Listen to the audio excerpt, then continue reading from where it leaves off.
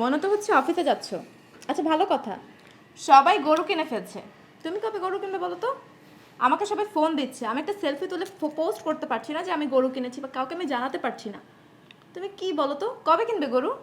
আরে বাবা, কিনবো কিনবো, এত পাগল হয়েও না। 2-1 দিনের মধ্যেই বড় দেখে একটা কিনবো।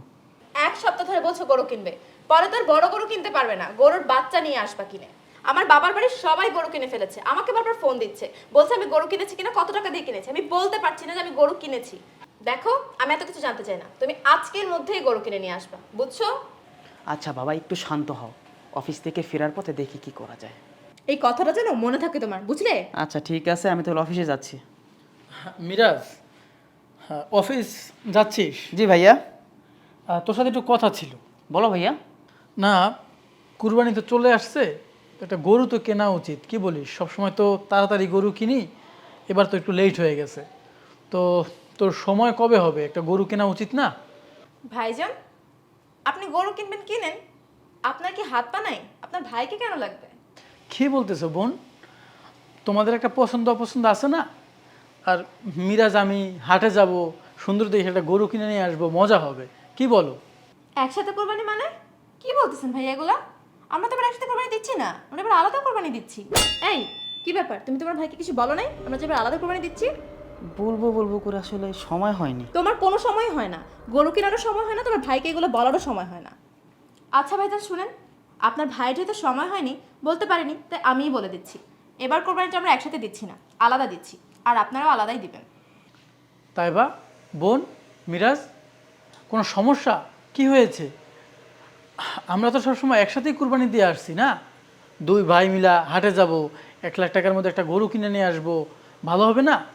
আর আমরা তো সবসময় একসাথেই কুরবানি দিছি, তো কী সমস্যা? আলাদা দিবি কেন? কি হয়েছে? ভাইজান, কি বললেন আপনি এটা? প্রতি বছর একসাথে কোরবানি দিয়ে থাকি, এবারও একসাথে কোরবানি দিতে হবে? আর 1 লাখ টাকা?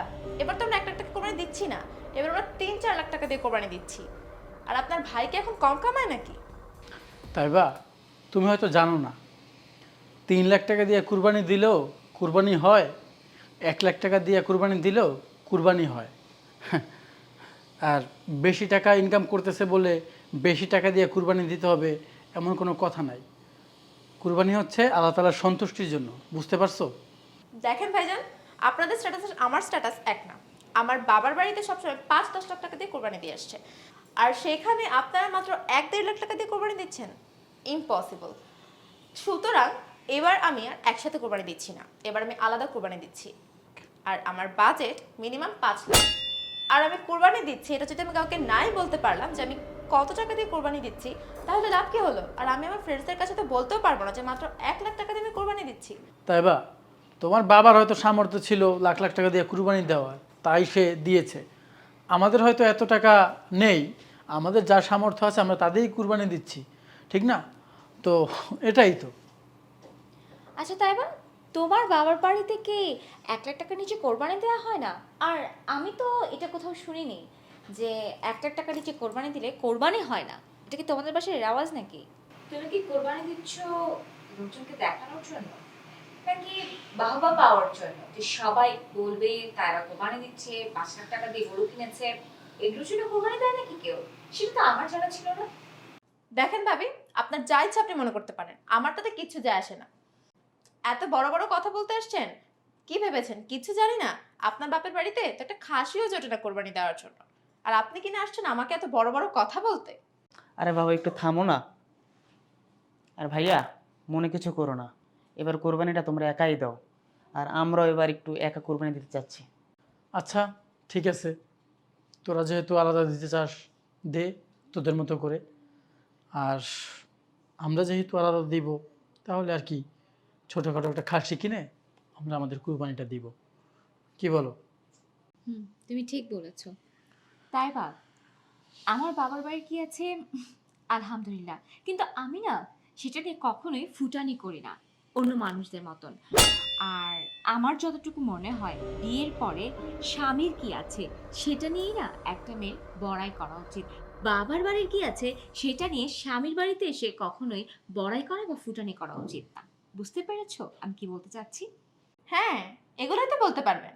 আপনাদের তো সব সস্তা জ্ঞান দেওয়া ছাড়া আর কোনো কিছু নাই। যাই হোক মিরাজ, তোরা যদি আলাদা কুরবানি দিতে চাস এতে আমার কোনো কিছু বলার নাই, কিন্তু বড় ভাই হিসেবে একটা কথা বলবো যে দেখ, কুরবানি হচ্ছে একটা ইবাদত। আল্লাহকে সন্তুষ্টি করার জন্য মানুষ এই কুরবানি দেয়, মানুষকে দেখানোর জন্য না। তুই কত টাকা দিয়ে গরু কিনলি, কত বড় গরু কিনলি, কয়টা গরু কিনলি, এইসব আসলে আল্লাহ কিচ্ছু দেখেন। আল্লাহ দেখে মন থেকে বান্দা আমার জন্য কি করেছে। তাই আমি বলবো, আল্লাহ তোকে জ্ঞান, বুদ্ধি, বিবেক সব কিছু দিয়েছে। চিন্তা করে দেখ যে মানুষকে দেখানোর জন্য কুরবানি দিবি নাকি আল্লাহকে সন্তুষ্টি করার জন্য কুরবানি দিবি।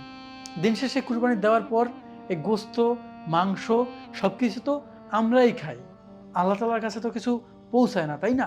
সে কি চায়? সে শুধু চায় আমাদের সন্তুষ্টি।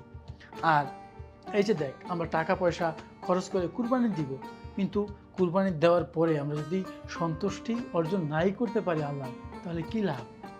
তাই তুই যেটা ভালো মনে করিস সেটা কর, আমার এখানে কিছু বলার নেই। আমাদের যে যতটুকু সামর্থ্য আছে আমরা ততটুকুই কুরবানি দিব, ঠিক আছে? থাক, চলো।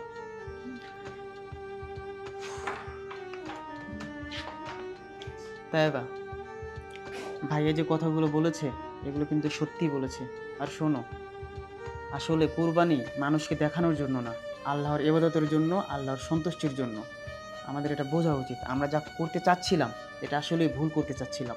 তাহলে আমাদের উচিত ভাইয়ার সাথে একসাথে কুরবানি দেওয়া। এটা আমাদের জন্য ভালো হবে, যে আমরাও খুশি থাকবো, তারাও খুশি থাকবে। হ্যাঁ, তুমি ঠিকই বলেছো। আমার অনেক বড় একটা ভুল হয়ে গিয়েছে। আমরা ভাইয়াদের সাথেই কোরবানি দিব, সেটাই ভালো হবে। চলো আমরা বরং ভাইয়ের কাছে যাই। হ্যাঁ চলো।